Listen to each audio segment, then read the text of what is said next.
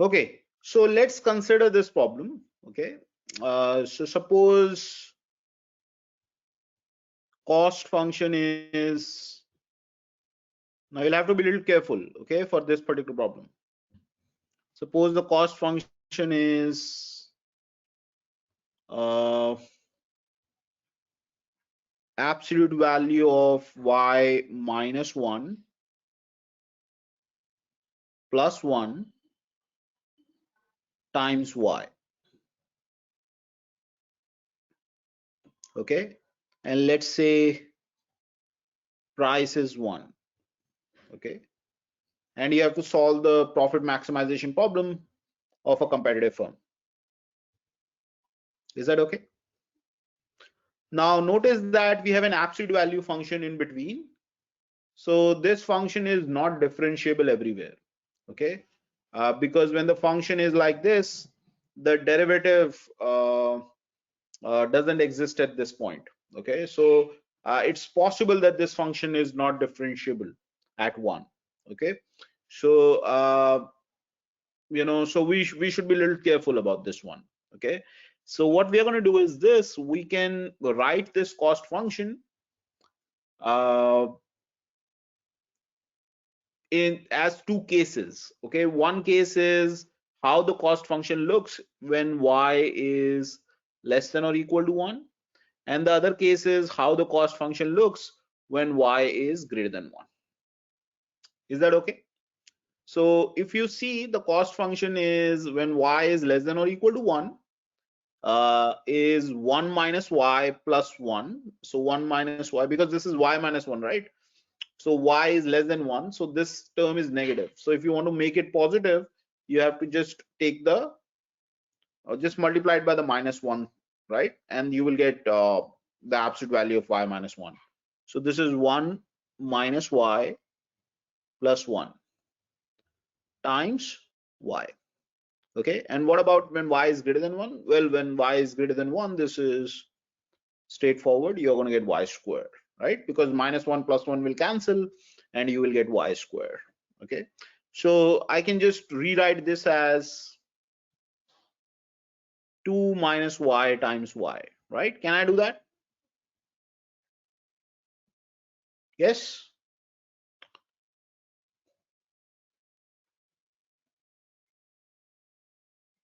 Okay, now let's figure out the marginal cost. Okay, so what is the marginal cost?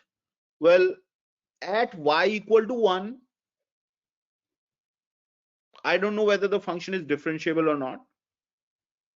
Okay, so I'm not going to consider y equal to 1. I'm only going to consider y less than 1 and y greater than 1.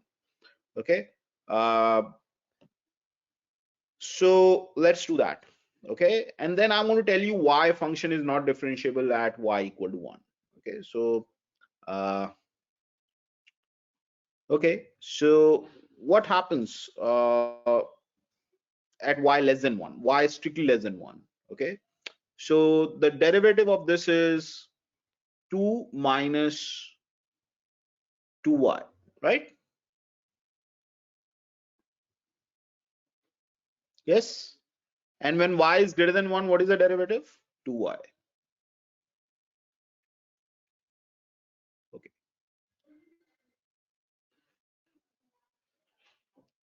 Okay. So you'll find that the left derivative is actually not equal to the right derivative at y equal to 1. You will find that the right derivative is actually 2 and the left derivative is 0. Okay. So that's why the function is not differentiable at y equal to 1. Okay. We'll formally discuss this when I'll talk about derivative in the next class. Okay, what is left derivative, what is right derivative? Okay, but right now, you can just because this is kind of an absolute value function, it's not smooth there. Okay, that's why the derivative doesn't exist at that point. Okay, so right now you can just loosely take that as the reason why it doesn't exist, but it is not a problem at all. If it doesn't exist, I don't really care. The reason is because it is at y equal to 1. That's one point. Okay, at one point, if I'm interested in figuring out the difference between the revenue and the cost, there is no area at one point. Okay, it's the area is 0. So I'm not really bothered about what happens at 1. Is that fine? Okay, because that's a single point. Okay, a single point doesn't give you any area. Okay, it's an interval that gives you area. Okay, like for example, if I want to find at this point what is the area of this rectangle. Okay, notice that this rectangle has 0 length. So if it has 0 length, the area is 0. Do you agree? The area of this segment is 0. Yes or no?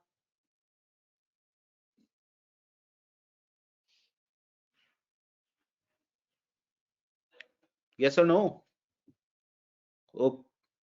Okay, okay. Okay, so now again, it's the same marginal revenue, marginal cost approach, okay, that we are going to use, and we are going to figure out the profit maximizing choice. So let's first plot the marginal cost. Okay.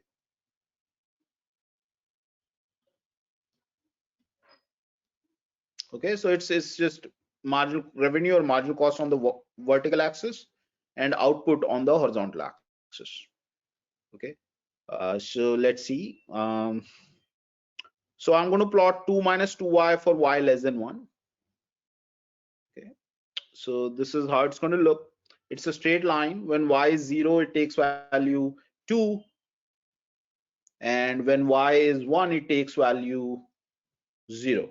Okay, so it's basically going to look like this, and this point not included. Is that okay? Yes or no?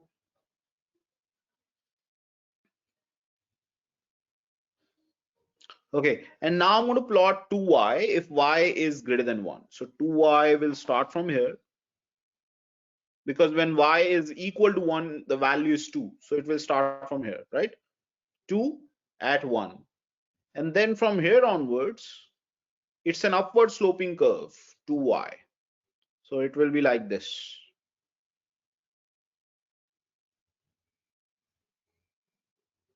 Is that clear?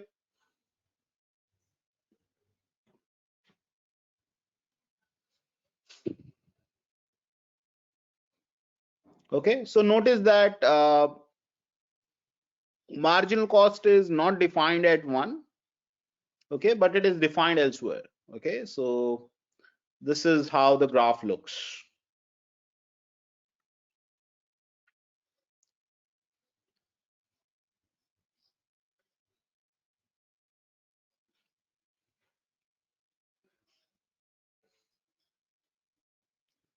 Okay, now let me first solve this problem for p equal to 1.5. Okay, and then I'll solve it for p equal to 1. Okay, let me first do that for p equal to 1.5. So this is 1 and this is 1.5. Okay, so I'm going to plot marginal revenue. Okay, and marginal revenue is 1.5. So this is how the marginal revenue curve will look. Let me use a gray color.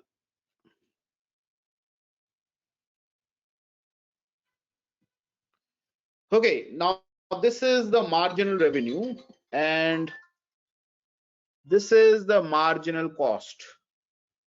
Can you tell me where is the profit maximizing output?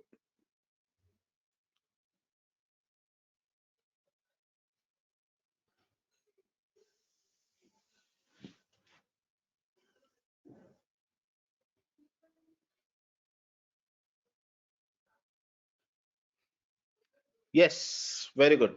Okay, it is at 1. Okay, so let's see why. Okay, now again we do the same analysis. Okay, that we have done. Okay, we can ask this question: is this an optimal choice? So is this an optimal choice? Can you do better? Notice that in this case you are losing here. Okay, you are making money here,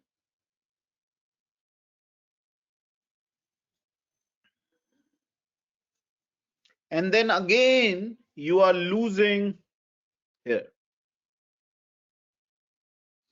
right? Yes or no?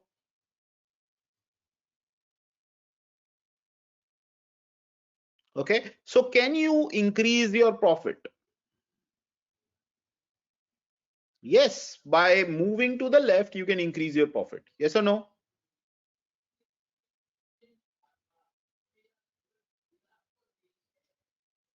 Yes or no? Okay, so let me remove this. So definitely I'm not going to produce any output greater than 1.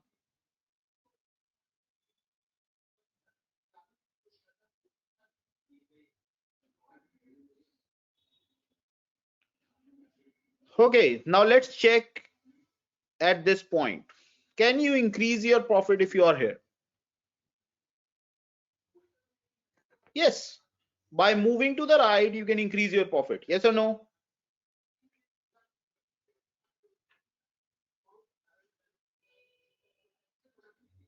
Because this blue region is actually going up.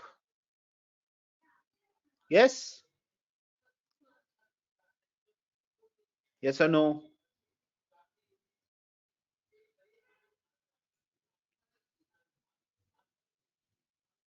Okay.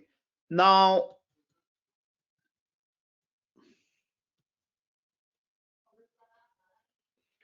this means that 1 is a local optimum. Okay, so it is a local maximum.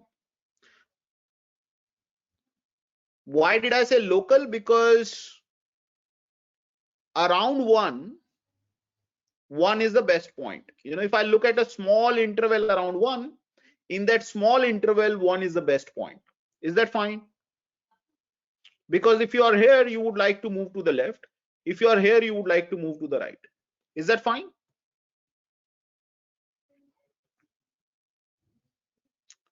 Is that fine?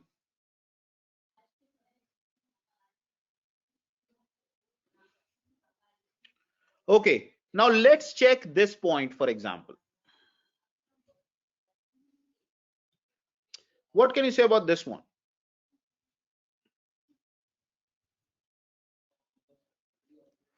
Is this profit maximizing?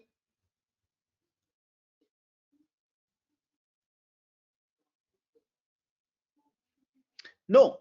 Okay, in fact, you can see that it is kind of locally loss maximizing.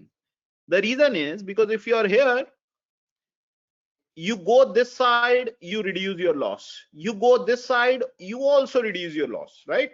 If you go to the left, you will end up reducing your loss.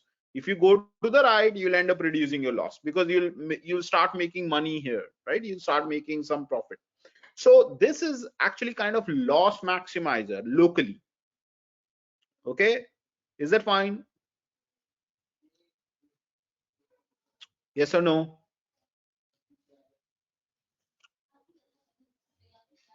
Okay, so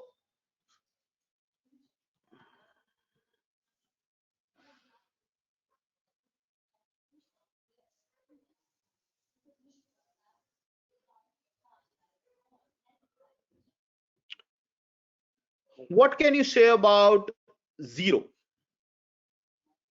At 0, notice that if you try to move to the right, you will end up increasing the loss, right? Because if let's say you move to the right slightly, you'll end up increasing the loss. Yes or no? So you can say 0 is also a local maximizer. Okay, 0 is also a local maximizer. So we have two local maxima.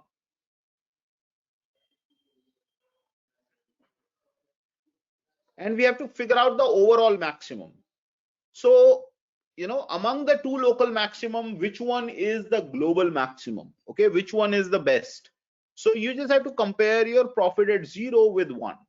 One way to do that is if your picture is kind of, up to the scale and you haven't, did a lot of scaling error.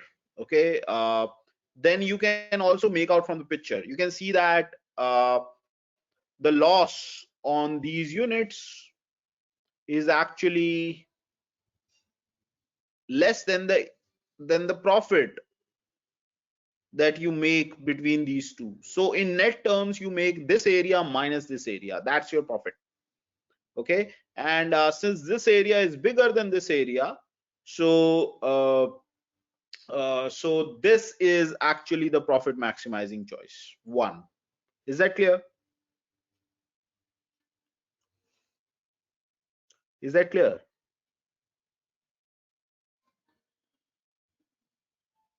Okay, so I mean, this is only if your picture is kind of accurate enough to give you the sense of these areas. Okay, but if you don't trust, your picture completely, you can do the profit comparison at 0 with the profit at 1. So what is the profit at 0? Profit at 0 is obviously 0 because revenue is going to be 1.5 times 0 and the cost is going to be whatever this times 0. So profit will be 0 at 0. And what is the profit at 1? So profit at 1 will be 1.5 times 1 minus 1. Okay, so profit will be 0.5, right? Because this is 0 at 1. When y is 1, this is 0. So you're going to get 1 times y, and y is 1. So 1 times 1 is 1. And revenue is 1.5 times 1. So you're going to get 1.5 minus 1, which is 0.5. So your profit is 0.5. Okay, when you choose 1 unit of output. Okay, choose to produce 1 unit of output. This tells you that this area must be bigger than this area. Okay, in fact, I know that the difference between this area and this area is 0.5. Is that okay? Now with this calculation, I know that the area, the difference between this area and this area is 0.5. Is that clear?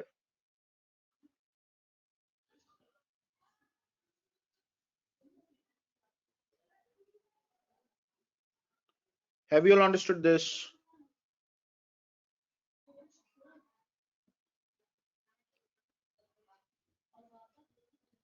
Okay, so what is the optimal supply? Supply is 1 unit.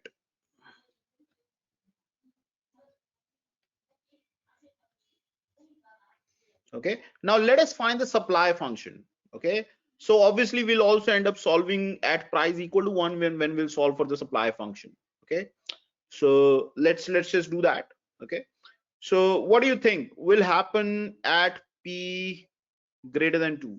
Where will you maximize when p is greater than 2? Be quick.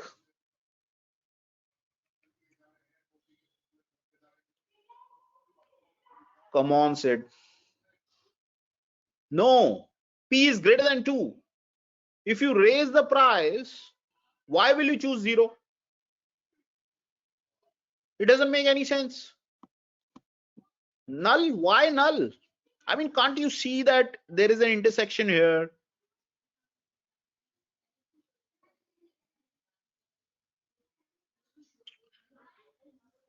Oof. Why don't you just look at the graph and then tell me?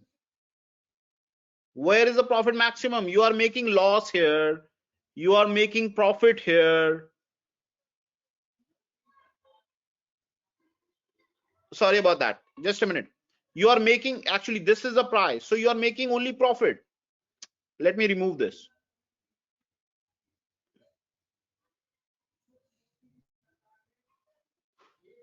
So what is your profit now? Okay, notice that your profit now in this case is this area.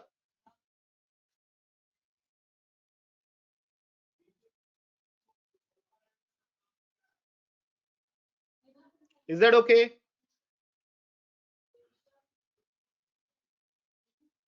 Yes or no? Exactly. So y will be p by 2. You are going to equate 2y to p and you will get y equal to p by 2. So ysp is equal to P by 2 if P is greater than or equal to 2. Okay, and that is basically the same story for P greater than or equal to 2. Okay.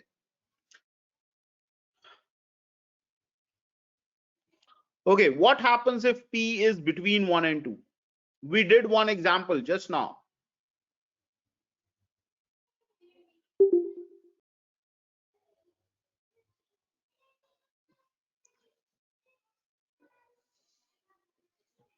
What happens if P is between 1 and 2?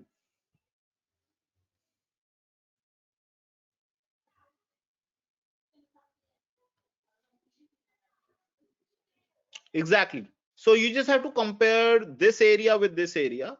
So the best way to do that is compare profit at 1 and the profit at 0. Okay, because you will be making losses on these units and you will be making profit here. So you are going to compare this local maximum with this local maximum, and you will find that that the profit at 1 will be uh, so the profit at 1 will be what? 1 P times 1 minus the cost at 1. And what is the cost at 1? Cost at 1 is 1. Okay, and since P is greater than 1, so the profit is more at 1 than 0, right?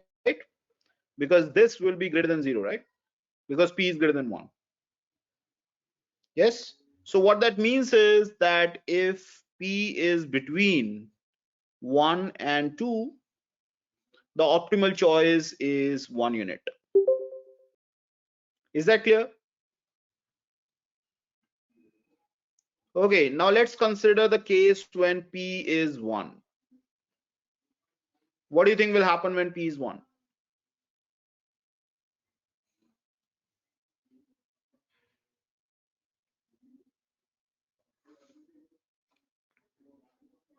Okay, let me draw the gray line.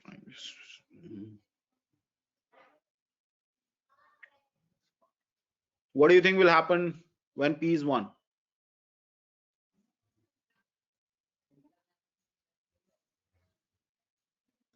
Again, there are two local maximum, 0 and 1. At 0, you make 0. At 1 also, you make 0 profit. So basically, there are two optimal choices. One is 0 and the other is 1.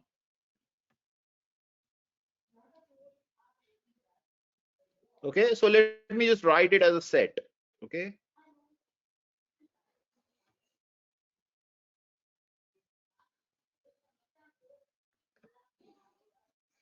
Okay, now what will happen if P is less than 1?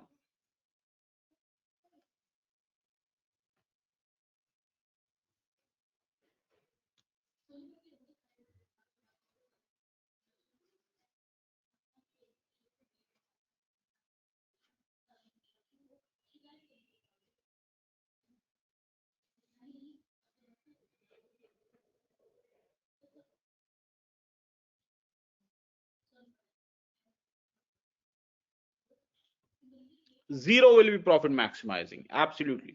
Okay.